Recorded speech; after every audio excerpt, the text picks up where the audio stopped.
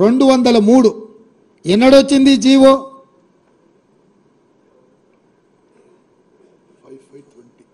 5/5/20 yes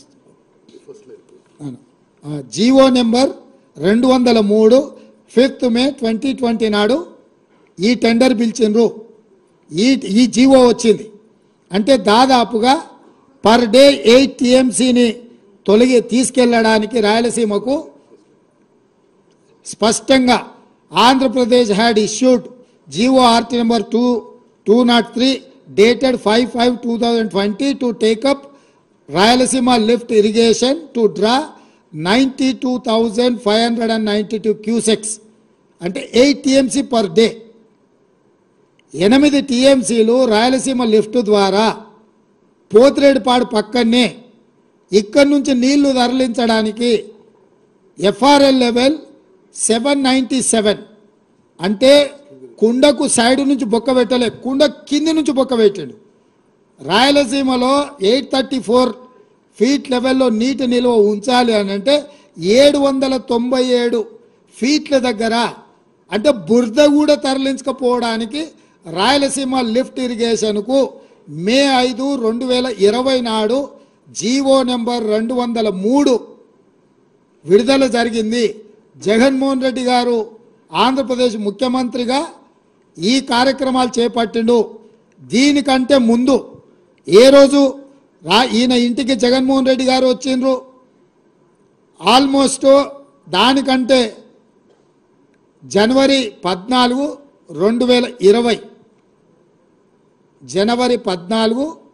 2020 నాడు జగన్మోహన్ రెడ్డి గారు ప్రగతి భవన్లో కేసీఆర్ను కలిసి పంచభక్ష పరమాణాలు తిని కృష్ణానది మీద జలాల మీద 6 గంటలు రివ్యూలు చేసి కేసీఆర్ గారే జీఓఆర్టీ నెంబర్ 203 2020 నాటిది రాయలసీమ లిఫ్ట్ ఇరిగేషన్కు ప్రగతి భవన్లో కేసీఆర్ జగన్మోహన్ రెడ్డి కూర్చొని 6 గంటలు ఈ మొత్తం సాగునీటి ప్రాజెక్టుల మీద సమీక్ష చేసి రాయలసీమ లిఫ్ట్ ద్వారా పర్ డే 8 TMCలు తరలించకపోవడానికి కేసీఆర్ అనుమతి ఇచ్చిండ్రు.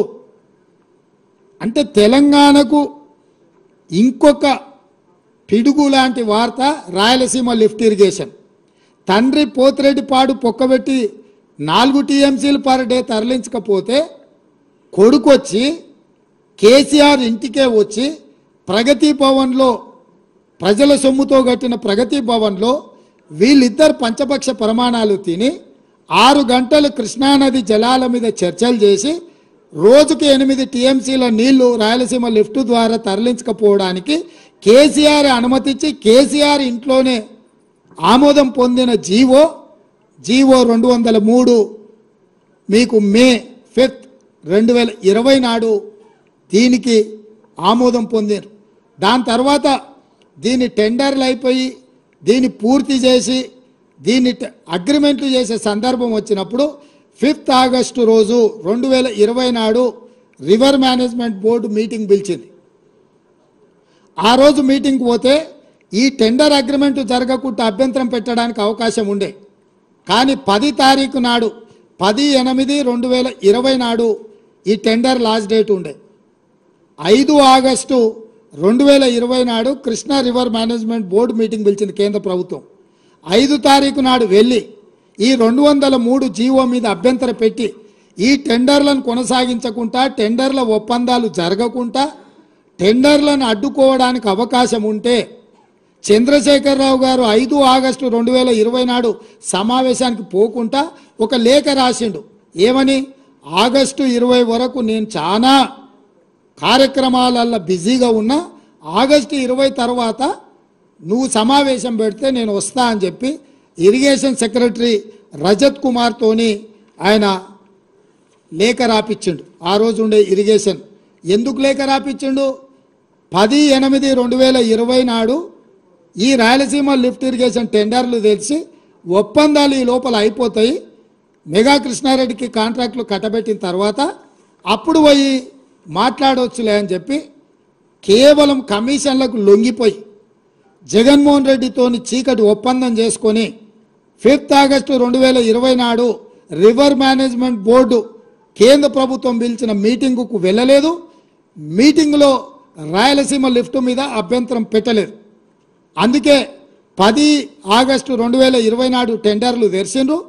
టెండర్లు ఒప్పందాలు జరిగినాయి.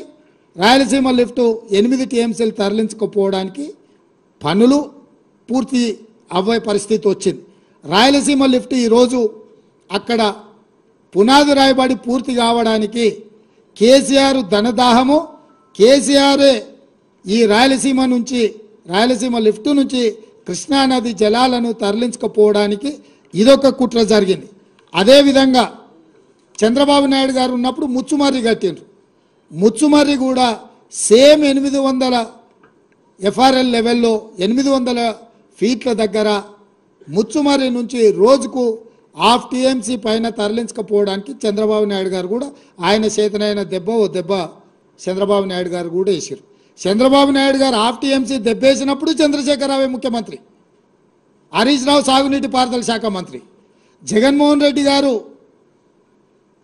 8 టీఎంసీలు రాయలసీమ లిఫ్ట్ ద్వారా తరలించకపోవడానికి వచ్చినప్పుడు ముఖ్యమంత్రి, సాగునీటి పారుదల శాఖ మంత్రి చంద్రశేఖరరావే. అంటే ఈరోజు దాదాపుగా 12-13 టీఎంసీల నీళ్లను, అది పోతిరెడ్డిపాడు కావచ్చు, రాయలసీమ లిఫ్ట్ కావచ్చు, లేకపోతే ముచ్చుమర్రి ప్రాజెక్టు కావచ్చు, ఇవన్నీ నీళ్లు తరలించకపోవడానికి 2004 నుంచి 2023 వరకు ఈ మొత్తం రోజులల్లా పోతిరెడ్డిపాడు రాజశేఖర రెడ్డి తీసుకుపోయినప్పుడు కేసీఆర్ కేంద్ర మంత్రి, హరీష్ రావు రాష్ట్ర మంత్రి. 2014 తర్వాత జరిగిన ముచ్చుమర్రి కావచ్చు, రాయలసీమ లిఫ్ట్ కావచ్చు, ఈ ప్రాజెక్టులను అన్నిటినీ మొదలుపెట్టింది, పూర్తి చేసింది, కృష్ణానది జలాలను తరలించకపోయింది చంద్రశేఖరరావు అధికారంలో ఉన్నప్పుడే, ముఖ్యమంత్రిగా ఉన్నప్పుడే ఈ మొత్తం తతంగం